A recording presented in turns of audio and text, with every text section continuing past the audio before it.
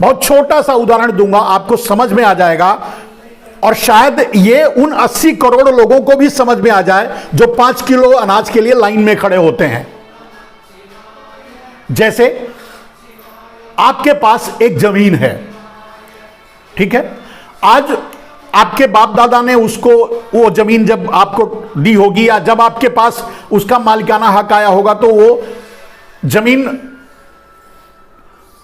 10 लाख की रही होगी। एक एग्जाम्पल के लिए मैं बोल रहा हूं, एग्जाम्पल सेट करके आपको बताने की कोशिश कर रहा हूं।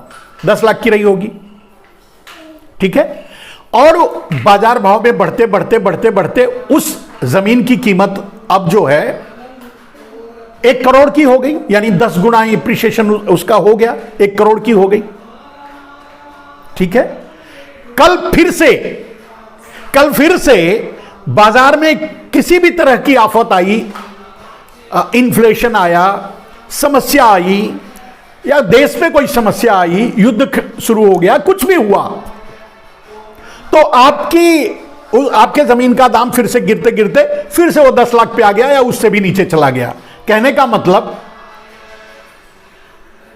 तब भी वो जो जमीन थी वो उतने की ही थी, मतलब शेयर वो 1 रुपए का ही है, उसकी वैल्यू 1 रुपए की ही है, चाहे वो 3000 में मार्केट में बिके, लेकिन उसकी रियल वैल्यू तो वही 1 रुपया ही है ना। और 3000 में बिकने का मतलब मैनिपुलेशन है, बिना मैनिपुलेशन के 1 रुपए का शेयर 3000 में बिकेगा नहीं। तो अब जब 1 रुपए का शेयर 3000 का हो गया, उसके आकलन के अनुसार अडानी को कहा गया कि अडानी दुनिया के तीसरे नंबर के अमीर हो गए, ठीक है। शेयर जैसे जैसे घट जाए, शेयर जब घट जाएगा तो फिर जीरो पर आ जाएंगे। जीरो तो क्या, जो मैनिपुलेशन करके, मैंने कहा कि 1 रुपए का शेयर 3000 का दिखा करके बैंकों से जब लोन ले लिया 2500 का पर शेयर और गिरवी रख दिया, अब 2500 पर शेयर के हिसाब से लोन लिया है और आज शेयर का दाम बाजार में गिरते गिरते 10 रुपया हो गया, तो अडानी कहां खड़े होंगे सोचिए, वो पैसा लाके कहां से देंगे ये बताइए। यानी टोटल शेयर मार्केट एक जुआ घर है, और इस जुआ घर में सिर्फ और सिर्फ आम आदमी लुटता है। ये मैनिपुलेटर जो बैंकों से पैसा इधर का उधर करके खेलते हैं, शेयर मार्केट में मैनिपुलेशन करते हैं, करवाते हैं, ये इनका पैसा नहीं डूबता। दूसरा डूबोने वाला कौन होता है?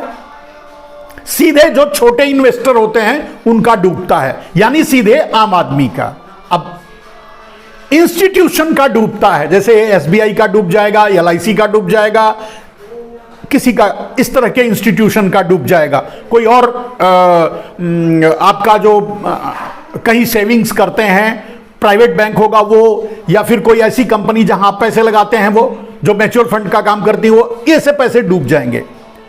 लेकिन वहां भी आपके ही पैसे डूबते हैं। एसबीआई का डूबेगा तो आपका पैसा डूबेगा। ये तो उधार खाकर मरने वाले हैं, मतलब इनके पास तो अपने लिए 1 पैसा भी नहीं है, मतलब उधार खाकर मरने वाले नहीं, मरने तो किसान मरते हैं बेचारे उधार लेकर के, ये तो उधार खाकर भागने वाले हैं। तो उधार खाकर भागने वाले लोग, इनका कुछ नहीं होगा, इनका कुछ नहीं डूबेगा वहां भी आपका ही पैसा। एसबीआई डूबेगी तब भी आपका पैसा डूबेगा, एलआईसी डूबेगी तब भी आपका पैसा डूबेगा। अगर कोई जैसे एचसीएल है या दूसरी और कंपनियां जहां आप पैसे लगाते हैं या म्यूचुअल फंड में रखते हैं पैसे, या फिर अपना प्रोविडेंट फंड वगैरह जमा करते हैं, सरकारी संस्थाएं, या अपना पेंशन वगैरह जहां भी आप पैसा रखते हैं, किसी भी तरह से किसी भी माध्यम से वो आपका ही पैसा डूबता है। ये पूरे के पूरे ठग होते हैं, मैनिपुलेटर होते हैं, चोर होते हैं, डाकू होते हैं मेरे दोस्त, जिनको आप कहते हो कि ये अडानी हैं, ये अंबानी हैं, ये इतने करोड़ के मालिक हैं।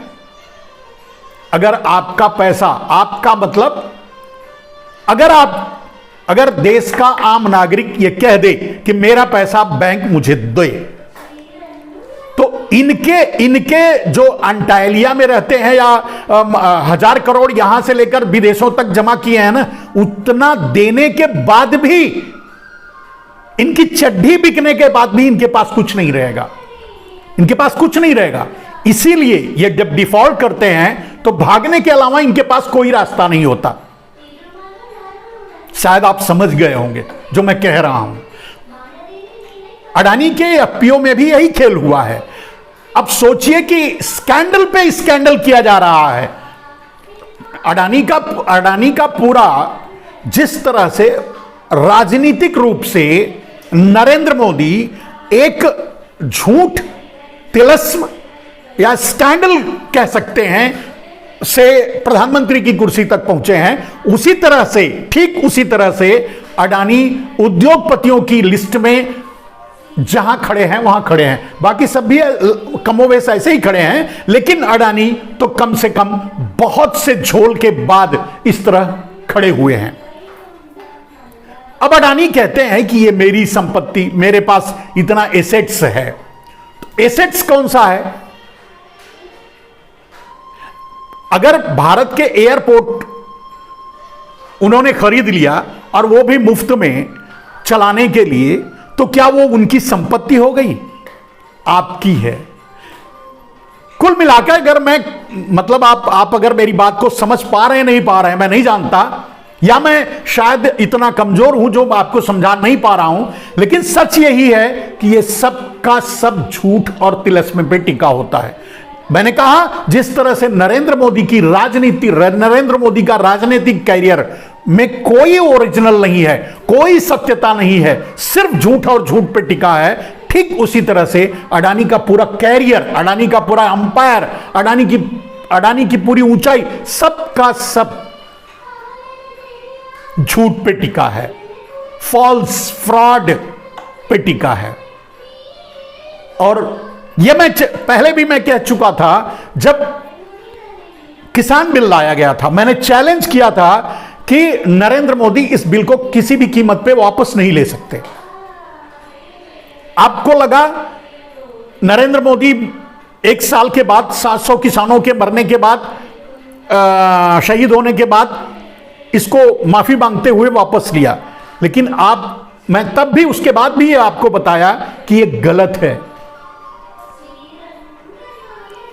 क्योंकि उसकी कमी, उस किसान बिल की कमी प्राइवेटाइजेशन के जरिए पूरी की गई। जैसे मैंने कहा था कि एपीएमसी मंडी अगर अडानी खरीद लेंगे, सेब के बागान अडानी खरीद लेंगे, चाय के बगीचे अडानी खरीद लेंगे, आपके खेत तक अडानी पहुंच जाएंगे, तो उस किसान बिल का में तो यही था करना।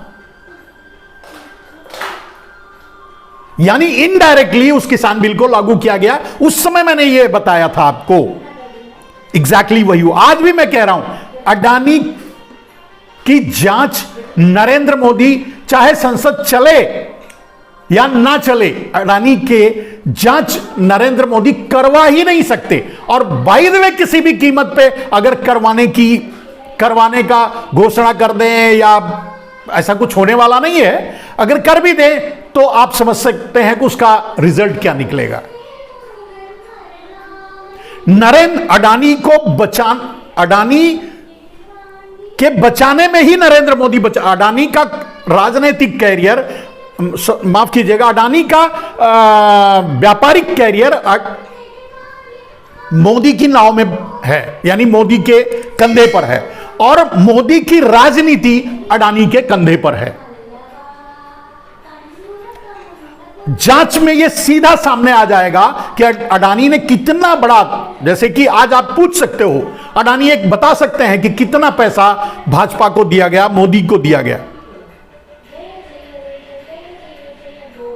क्योंकि 2014 में भी आडवाणी ये कह रहे थे कि मैं प्रधानमंत्री कैंडिडेट बनूंगा, मैं रिटायर नहीं होऊंगा, या मैं नहीं रिटायर होना नहीं चाहता। लेकिन मोदी ने ब्लैकमेल करके, मतलब सीधे भारतीय जनता पार्टी के सामने और आरएसएस के सामने यह शर्त रखी कि मैं पैसा तभी लाऊंगा, मैं पैसे तभी लगवाऊंगा अपने उद्योगपतियों से जब मैं प्रधानमंत्री का कैंडिडेचर डिक्लेयर करवा जाऊंगा। किया जाऊंगा। और इसके लिए उन्होंने जग्गी वासुदेव, श्री श्री रविशंकर, रामदेव जैसे दलालों को लगा रखा था, कुछ उद्योगपतियों को लगा रखा था, कुछ विदेशी ताकतों को लगा रखा था, यहां तक कि चीन भी कह रहा था कि मोदी प्रधानमंत्री होंगे तो अच्छा होगा, अपना प्रमोशन करने के लिए। ये सिर्फ यही बात नहीं मेरे दोस्त, एक और पीछे अगर आप जाओगे, 2009 का जब चुनाव चल रहा था, उस समय भी नरेंद्र मोदी चाहते थे कि उन्हें प्रधानमंत्री कैंडिडेचर डिक्लेयर किया जाए।